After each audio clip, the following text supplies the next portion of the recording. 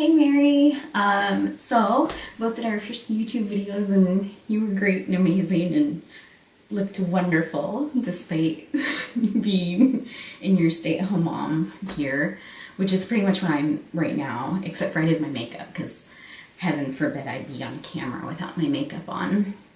Like, not a lot, but you know, I've seen those YouTube videos where these women get like do their makeup. They're gorgeous. I don't think I could look like that if I tried. I don't know. Anyways, we're going to talk about scrapbooking today because that's like my new obsession.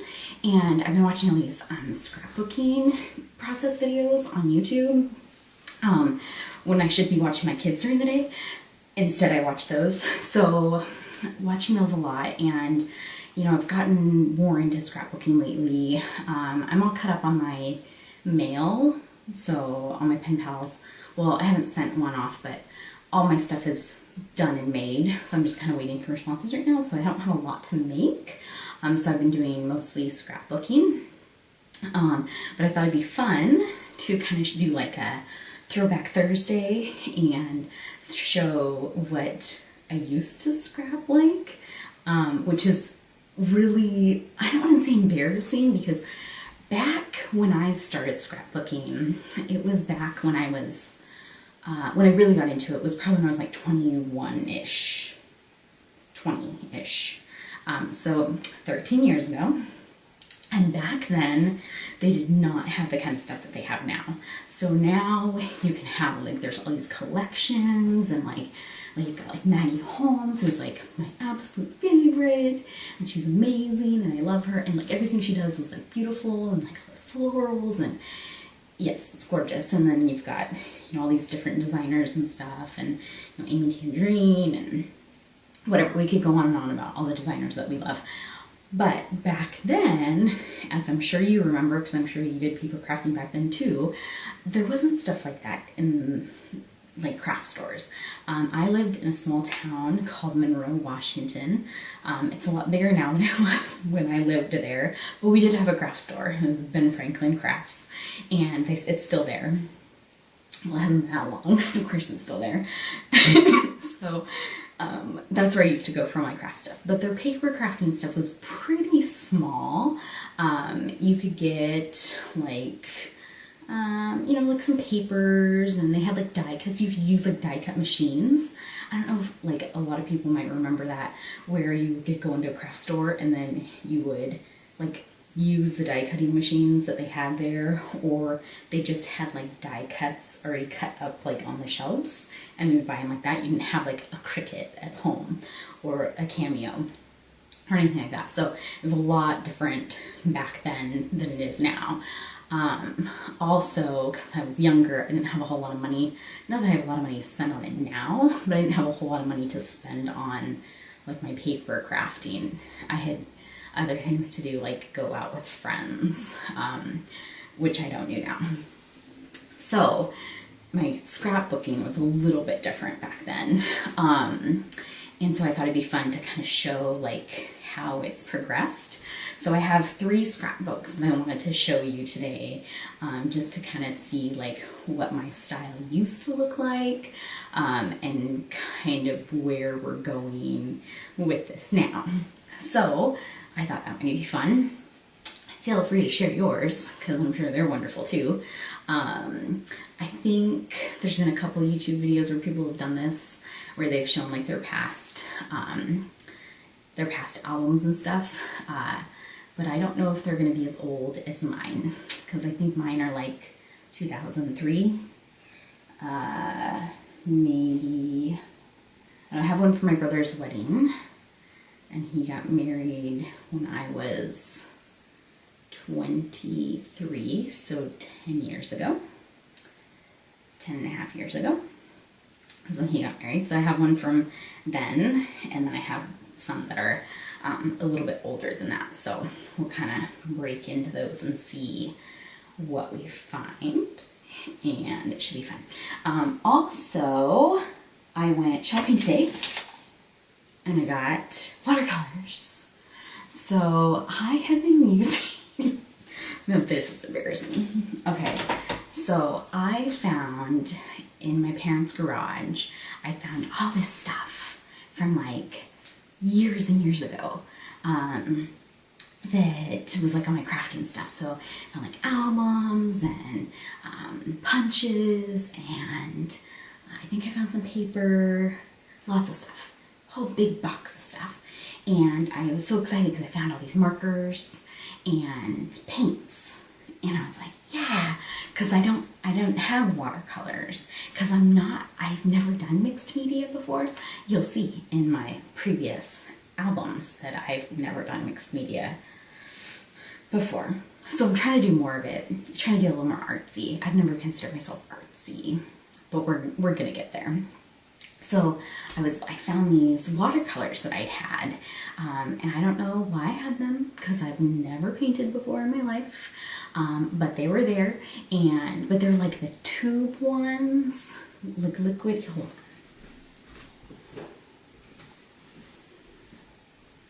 This is what it is. Art Advantage watercolor. So it's like in a tube like this, but these are, I think, at least 8 years old, if not older. So really, really old. So like they are like dried. This one's actually okay. Most of them are like the white. Okay, the white, because I like to, make it a little more pastel-y, so I use the white a lot. And the white is like dried, crusted. I actually threw it away earlier because I got this. So that was really gross and I had to get rid of it. But yeah, it's like, I can't use this stuff. Like, this is horrible, crappy, old watercolor. So, not that this might be much better. I went to Michael's and I got this today. They had a coupon that was for like all their art stuff that was like 40% off. And so I was like, oh yeah, I could go there and get this watercolor set. It's 40% off, but it wasn't for the Artist Loft Fundamentals, but they had another one that was like, you could use it for it, but it was a little bit more expensive, so it didn't really make sense. Anyways, long story short, I spent the least amount of money at Michael's that I had ever spent before. $2.72. That's all I bought and I left. So yeah, back to the box I found though. So I found all this stuff in there, and I don't know if this is really a funny story so much as a kind of like a weird coincidence-y thing, but I used to be a flight attendant. Yes, this and flight attendant, when I was 22, and when I lived in Seattle when I got the job as a flight attendant, and I got based in Denver. So you can commute as a flight attendant, which means that you can live in a different state than where you're based out of. But I felt like it would just be easier to live where I was based out of. And I was young, so I moved down to Denver. And so I moved down to Denver, and from Monroe was where I was living. Like I said, Monroe, we had Ben Franklin was our craft store. There was like Michael's, like other, bigger cities and stuff, but Ben Franklin was the craft store I went to. So I went to Denver, and I had not really ventured around Denver too much, because when I would be back from because when you're a flight attendant, you go on like a 4-day trip, so you stay the night like 3 different cities, and then you would come back home for like 3 days, and you'd have like 3 days off, 3 or 4 days off. And so I would usually go back to Washington to visit, or sometimes I would go to like California, or maybe I'd go to Vegas with a friend, or whatever. I do other things other than just stay in Denver. So I didn't really know like what other craft stores there were in Denver. But one of our overnights was in Oklahoma City. And so there was this craft outlet store that was like within walking distance of our hotel. And Oklahoma City was my favorite overnight. It was, and it sounds weird to say because I'm from like the Seattle area, so you think like, oh, Seattle, it's so cool and fun, and it is, and I love Seattle. But Oklahoma City, first off, the people are the nicest people you will ever meet in your entire life. You will never meet nicer people than the people who live in Oklahoma. Seriously. And then we had this hotel, and our hotel was always like supposed to be close to stuff, like restaurants, whatever. And most of them were, but not, it wasn't always like the best location. This hotel had the best location. Right down the street was like this bar that had a rodeo inside of it. Like there was live bull riding inside the bar. Like what the heck? Only in Oklahoma City, right? Maybe Texas has stuff like that too. I don't know. That's the first time I had ever been to a bar that had live bull riding in the actual bar. Like, go get a drink, go dance on the dance floor, go watch some bull riding. It was awesome. And they sometimes would have live music there and stuff too. It was pretty cool. It was a pretty awesome bar. So that made it really cool. And then the next day, because we usually had, like, you'd get there at like 4 o'clock in the afternoon. So then you could like go out to dinner, go drinking, whatever. And then you usually wouldn't have to fly until like 4 o'clock in the afternoon, like the next day. So we'd have a pretty decent amount of time in Oklahoma City. And so there was this craft outlet store that was like right down the street from where our hotel was. So we would go to this, well, no one else would come. What am I talking about? I would go to this craft store because I would like stock up on like all this craft stuff. Like I would literally pack like very minimal clothes just so I could go to this craft store and like buy a bunch of paper crafting and stuff. And so in this box that I found, I told you I was getting to this box. This box I found, there was all this stuff that I had bought from back then. But I was thinking about this like a few weeks ago. I was like, I was looking at something like Paper Studio, like I was just looking at a packaging or something, you know, Hobby Lobby, Paper Studio. That's their brand.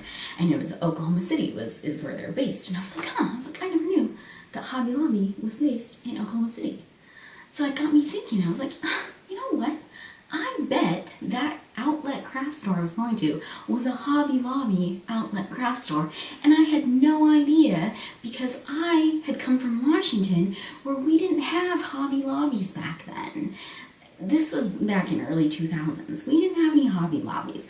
There was Hobby Lobbies in Denver, but I didn't know about those yet. Those came after I had stopped being a flight attendant. Then I realized there was Hobby Lobbies, and I was like, oh my god, this is a wonderful store. But this whole time, I had been going to the Hobby Lobby outlet store because when I looked in this box, lo and behold, I opened up all this stuff, and it's all Paper Studio. Like, I literally had no idea that this whole time I was going to the Hobby Lobby outlet store. Anyways, I found all this stuff. Not a lot of it was really worth keeping. I found a lot of albums, you know, scrapbook albums. They're all those post-bound ones. I hate those.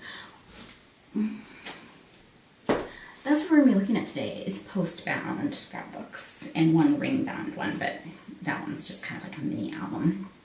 Anyways, so now that I've gone on this long tangent about craft stores and watercolors and who knows what else I've just talked about, I'm going to show you my scrapbooks. Here we go. Okay, so here we go. I'm kind of just going to go in chronological order with these, just because, you know, y'all want to see me when I'm so cute and young. So this lovely cover. I remember this got ruined. My boyfriend at the time spilled water on the table and all over this very expensive album. Like, I'm pretty sure this was like $50 or something, which was a lot. I mean, it's a lot of money to me now, but anyways, I mean, it's a crappy album now that I look back on it, but it was really nice at the time, and I was pretty proud of it. So here I am on the cover. This is my 19-year-old self going to prom with my boyfriend. And here I am at 13 at 8th grade recognition. You can see that I was really into vellum. There's lots of vellum around here. So 8th grade rec. Some pictures of me and my brother, his girlfriend at the time, but that is now his wife. So we've been close for a while. We went to Disneyland there. Just some pictures of me and my best friends from high school. Pictures, this is sophomore year. These are my best friends. My dad, my brother. See, I was really into this whole like vellum with like one eyelet thing. I don't know. And like you can see like how ugly are these pattern papers. Junior year. I just scrapped that. I'm trying to get you guys in frame here. So this is just pictures of me and my boyfriend from high school. My school ID tag. Just me and my friends again.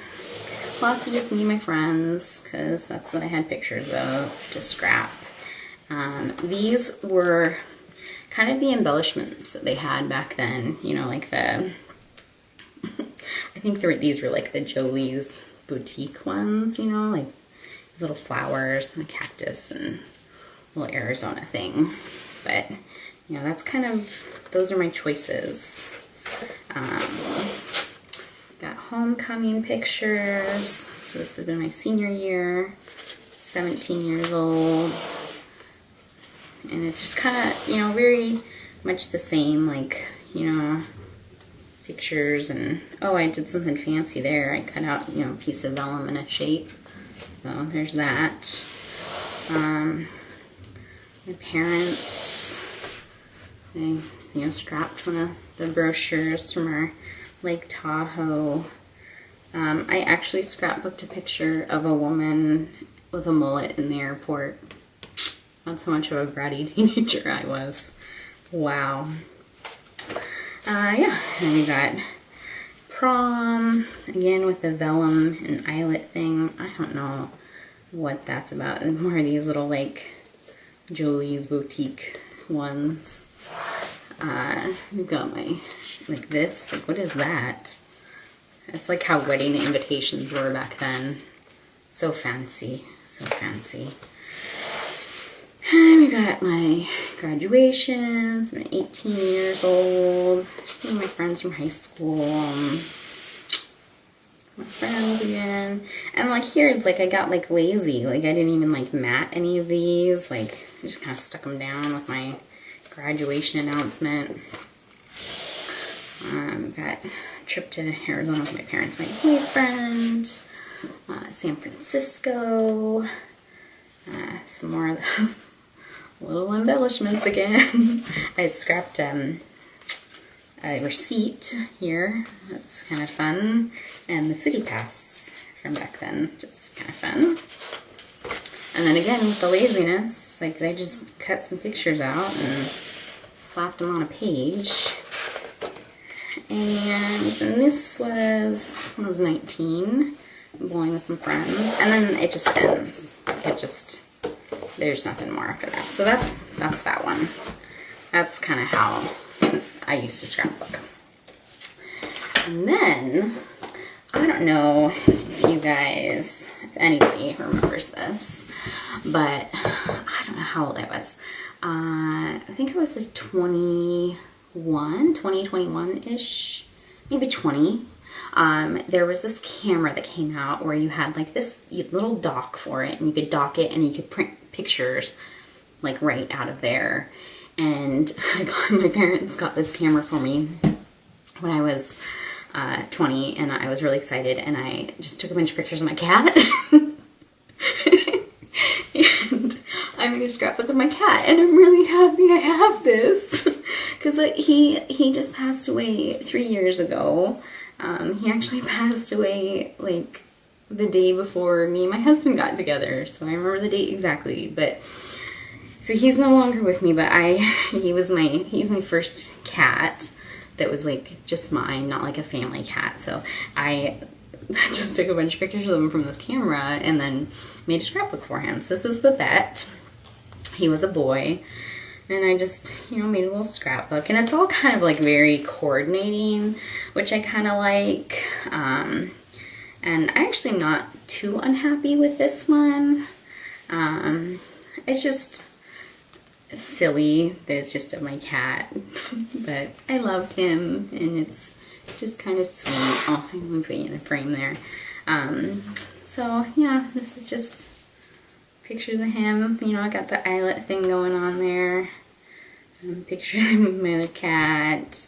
This is kind of when he was a little younger. He was like a baby here. He got a lot bigger. He's a chunky guy by the time he grew old. It's me and him. Fat cat. They weren't the best quality pictures, but it was just kind of neat to have, like, be able to print them at home. There's me and him. And, oh, he's a handsome guy. And that's it. And this is actually one of the first scrapbooks I actually finished. And it was with my cat. So there's that. I don't have any of my kids, just to throw that out there. And then this is probably the last scrapbook I made. And, you know, I should probably say this is not the only scrapbooks I ever made, because I make scrapbooks for other people. And I think there's a friend of mine on Instagram, and she had said something about being the only crafty one in your family. You get kind of like creatively exhausted because you're expected to do things more often. I couldn't, like, that couldn't be more true, because I think that when you are the only crafty person in your family, they do kind of expect you to just make things all the time for them. Like, it's completely normal to just whip something up really quick, and it doesn't take any time at all or any thought, and because you're just so crafty and creative. But it does, and it does exhaust you, and it does kind of like burn out your creativity, so you can't really do anything on your own or for yourself. So I do a lot of things for other people and then don't think to do a scrapbook for myself. So this was the last scrapbook that I made, and this I made after my brother's wedding. Like I said, it was about 10 years ago. Just really simple. Again, I kind of just stick with like the same color scheme, because it was kind of just like a little, like, you know, mini album. Make sure I'm in the middle here. So yeah, it's just pictures from the wedding. You know, my dad, my sister-in-law, some friends, and then I have their wedding announcement there. So, and I was really into like these are like the rub-ons. These are the rub-ons here. I know they still make rub-ons, but I am just so not into them now. I don't know. Maybe I just got burnt out because I used them so much when I was younger. So that's that. I have not made a scrapbook since. And so now I've been starting to do more scrapbooking, and that brings me to my next topic, which is we are going to start doing a challenge to kind of, it's going to be to challenge our creativity and kind of challenge each other to break out of our norms and do something different every once in a while. So I'm going to draw. We've already discussed challenges and have come up with a list of different challenges that we're going to do. And I've typed them all up, and I put them in this cute little Target container that is mint green and adorable. And I'm going to draw one out, and whatever challenge I pick is a challenge that we have to do. Both me and Mary will be doing the challenge, and we'll do a process video on whatever challenge is chosen. So here goes nothing. Oh, yay! It's incorporate stitching, which if any of you follow me on Instagram, you will see that that's what I've been doing for like the past 2 weeks. I started watching Elsie's YouTube videos. If you haven't watched her, you need to. I'll link her below because I'm obsessed with her, total fangirl. But she does stitching on like everything, and I love it, and so I totally have like copied her. I mean, not copied her, but I love the hand stitching thing. I learned how to embroider when I was pregnant with Jonathan. I kind of taught myself how to embroider, but I'm not a fabric crafter. I'm just a paper crafter. So stitching on fabric is like this new world that I'm like, yes. So yes, incorporate stitching. That is our challenge, and that's what we're gonna do. So in the next couple days, I will do a process video for you guys and show you how my layout comes out with incorporating stitching. So I will talk to everyone in a few days. Okay, bye-bye.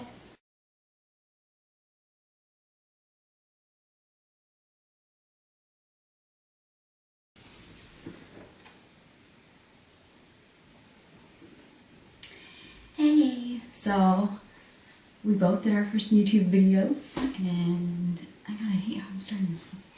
I'm gonna start over.